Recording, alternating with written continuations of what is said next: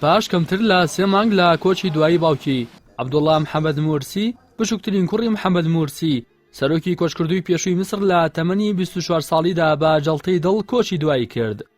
ئەحمەد مورسی دووەم کوڕە گەورەی محەممەد مورسی لە لێدوانێکیدا مردنی عەبدوڵڵای برای بەهۆی جەڵتەی دڵەوە پشت ڕاست کردەوە.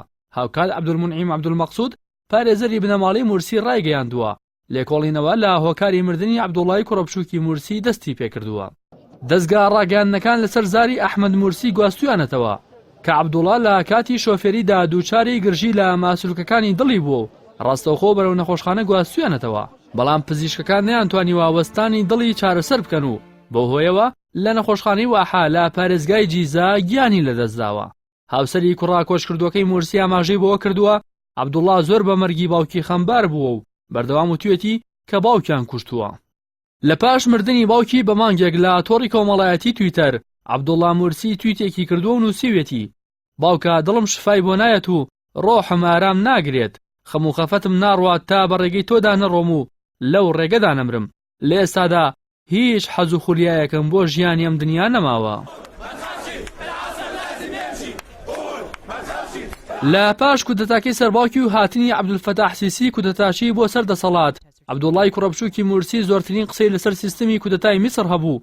لە ڕێگەی تەلەفۆنەوە چاوپێکەوتنی لەگەڵ چەندین دەستگای ڕاگەیاندنی عەرەبی و جیهانی ئەنجامداوە و لە سەرجەمیاندا سیسی و حکومەتەکەی بە کودەتاچی و محەممەد مورسی باوکی بە سەرۆکی شەرعی وڵات ناوبردووە. هەر لەبەر ئەوەش حکومەتی میسر هەموو دەرکەوتن و چاوپێکەوتنێکی عەبدوڵڵای لە ڕاگەیاندنا بیسترا و بینرا و خوێنراوەکانی میسر قەدەغە کردبوو. هاوکات لە پاش گیان لەدەستدانی محەممەد مورسی لە چەندین تویتیدا سیسی و دەسەڵاتەکەی بە کوشتنی باوکی تۆمەتبار دەکرد. هەروەها لە کۆتا پۆستیدا لە تۆڕی کۆمەڵایەتی فەیسبووک لە 25 ئاب نەخێری بەڕووی دەسەڵاتی ئێستای میسر بەرز کردوتەوە و هەموو جۆرە دانووسان و گفتوگۆیەکی لەگەڵیاندا ڕەت کردوتەوە.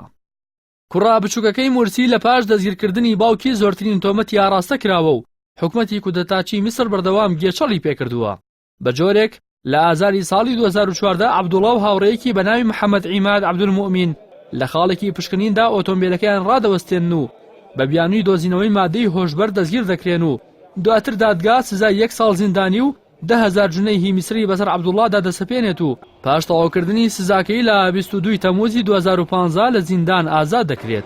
هەروەها لە ساڵی 2018 بە تۆمەتی جۆرا و جۆر وەک بڵاوکردنەوەی هەواڵی ناڕاست و دروستکردن و پشتیوانی لە ڕێکخراوی تیرۆریستی چەندین جار دەستگیر کراوە. لەلایەکی دیکەوە ئوسامەی کوڕە گەورەی مورسی لە کۆتا مانگی 2016ەوە لە زینداندایە و وەک باوکی چاوپێکەوتنیان لێ قەدەغە کردووە کە مورسیش لە ماوەی 6 ساڵی زیندانیدا تەنها 4 جار چاوپێکەوتنی لەگەڵ خێزانەکەی هەبووە. لە کاتێکدا بەپێی یاسای میسر هەر زیندانیەک مانگانە 1 جار مافی چاوپێکەوتن و دیداری کەسوکاری هەیە. محەممەد مورسی و نەجلا مەحموودی هاوسەری 5 منداڵیان بەناوەکانی ئەحمەد، شەیما، ئوسامە، عومەر و عەبدوڵڵا هەبوو. سەرۆکۆماری پێشووی میسر کە بە کودەتا لە پۆستەکەی دوورخرایەوە مانگی حوزەیرانی ڕابردوو لە هۆڵی دادگا و دوای 6 ساڵ لە زیندانی تاکە کەسی بەهۆی جەڵتەی دڵەوە کۆچی دوایی کرد. بەڵام کەسوکارەکەی باسییان لەوە کرد مورسی بەهۆی پێنەدانی دەرمانەکانی و ئەشکەنجەوە گیانی لەدەستداوە. گەرچی تا ئێستا باس لە بوونی پلان بۆ کوشتنی عەبدوڵڵای کوڕی مورسی نەکراوە، بەڵام خەم و خەفەتی مردنی باوکی بە هۆکاری سەرەکی مردنی کوڕا 25 ساڵانەکەی مورسی دادەنرێت.